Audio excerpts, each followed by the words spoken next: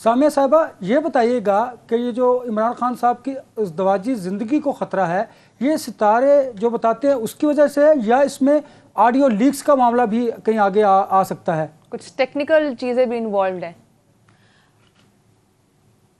نہیں دیکھیں، وہ تو ایک تو میری پیش گوئی حیران کن حد تک پوری ہوئی کہ میں نے کہا تھا 2022 سکینڈلائز سے بھرپور سال ہوگا، اور میں یہ سمجھتی تھی شاید کوئی غلط بیانی سیاستدانوں کے گلے پڑ جائے گی. یہ تو مجھے بھی اندازہ نہیں تھا، کیونکہ جو اب ہو رہا ہے وہ غیب کا علم ہے کہ اتنے آڈیو ویڈیو لیکس آئیں گے، یہ مجھے بھی اندازہ نہیں تھا.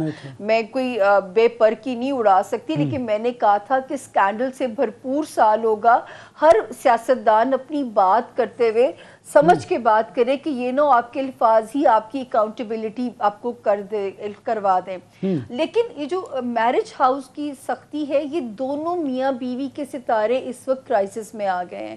بشرا بی بی کا ستارہ بھی اور خان صاحب کا ستارہ بھی. ایک کا ستارہ بھی دوسرے کو سپورٹ نہیں دے رہا.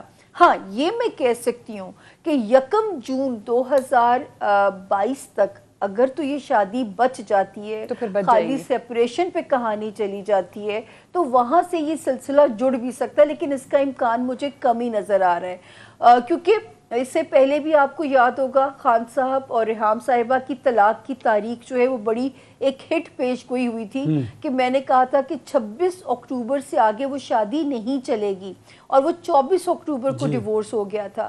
اسی طرح ریحام صاحبہ بھی ایک شو پہ مجھے ملی اور ان کا ذائچہ میں نے بنایا، آن ایئر ہے یہ پیش گوئی، کہ میں نے کہا تھا 20 دسمبر کے بعد آپ ریحام صاحبہ کی تیسری شادی کی پھلجھڑیاں دیکھیں گے، اور یہ شادی ایک بڑا سرپرائز ہوگا لوگوں کے لیے.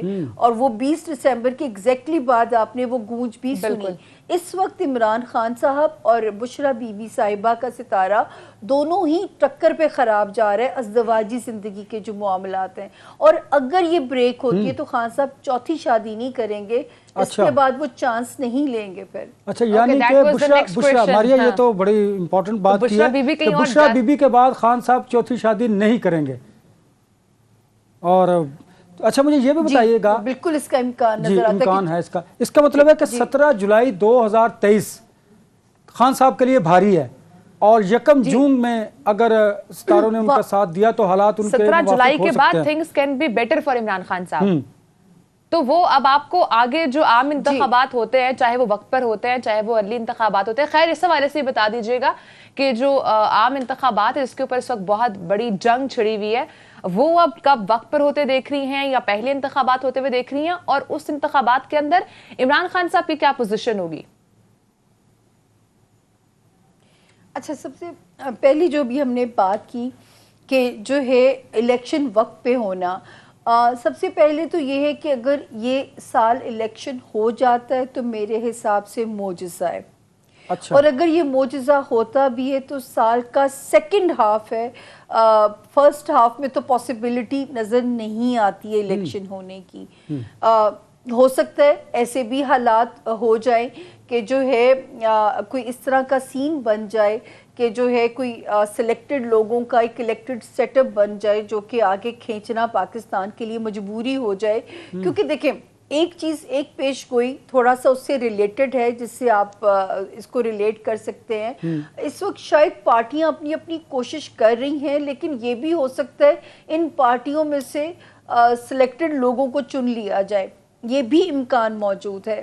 آپ قومی حکومت کی بات کر رہی ہیں سامیہ صاحبہ، قومی حکومت کی بات کر رہی ہیں کہ مختلف جماعتوں سے سیاسی لوگوں کو لے کر ایک قومی حکومت قائم کر دی جائے. اچھا انور صاحب، یہاں پہ میں ایک بڑی اہم بات کہنا چاہوں گی. اچھا کریں آپ خود ہی مجھے میرا جواب یاد کرا دیتے، کیونکہ اس ملک میں پارلیمانی نظام سروائیو کر ہی نہیں سکتا سر. آپ اٹھا کے ہسٹری دیکھ لیں، یا وزیر اعظم نااہل ثابت ہوتے ہیں یا کر دیے جاتے ہیں، کیونکہ اس ملک میں وزیر اعظم کا منصب ہی کنٹروورشل ہے. اسی لیے جب خان صاحب حالانکہ الیکشن جیت رہے تھے تو میں نے کہا تھا پی ٹی آئی کی حکومت بنے گی، لیکن میں خان صاحب کے لیے کہتی تھی کہ کنگ میکر بنیے، کنگ نہ بنیے. جب ایک ہیرو کا فال ہوگا تو ہمارا بھی دل دکھے گا. ہم نے بھی زندگی کا ایک ہی ووٹ ڈالا ہے، وہ خان صاحب کو ڈالا تھا. لیکن یہاں پہ صدارتی نظام بنتا ہے، کوئی قومی حکومت بنتی ہے، کوئی بنگلہ دیش سیٹ اپ بنتا ہے۔ میں ایک بات یہاں پہ کہنا چاہوں گی کہ یہ ایک بات یاد رکھیے کہ اس ملک میں نظام کی تبدیلی یہ ایک واحد پیش گوئی ہے جو میری ابھی تک پوری نہیں ہوئی۔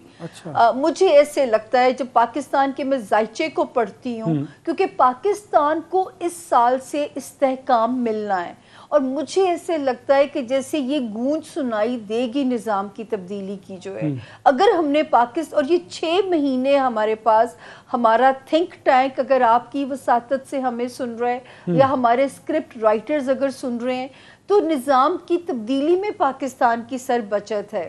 اچھا، اس کا مطلب ہے پارلیمانی نظام میں حکومت پاکستان کے لیے درست نہیں، آپ صدارتی نظام کو دیکھ رہی ہیں یا پھر قومی حکومت کو دیکھ رہی ہیں؟ میں دیکھ نہیں رہی، میں تو یہ پاکستان کے ذائچے کو پڑھتے ہوئے کہہ رہی ہوں، اور مجھے لگتا ہے کہ یہ والا سال جی جی جی جی آپ کمپلیٹ کیجئے۔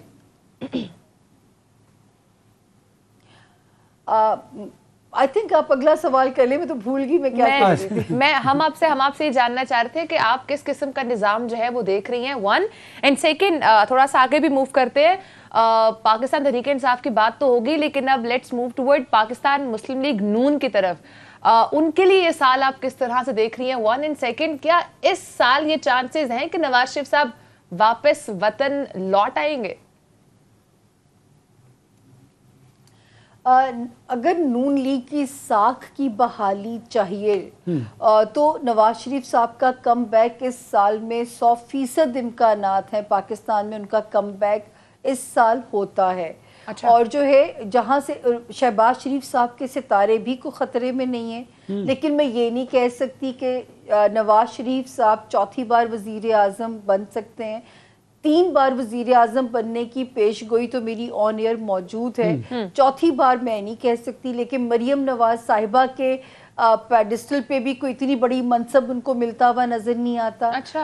شہباز شریف صاحب کا ستارہ ابھی جو ہے سیف زون میں ہے، اگر یہ اقتدار ان سے چلا بھی جاتا ہے تو بھی ان کے پاس کوئی نہ کوئی پوزیشن اہم چلتی رہے گی، وہ آپ کو لائم لائٹ میں نظر آتے رہیں گے۔ یعنی کہ آپ اگر ہم یہ کہیں کہ اگلی جو حکومت آ رہی ہے وہ کسی کی 2/3 میجورٹی کے ساتھ نہیں آپ دیکھ رہی ہیں؟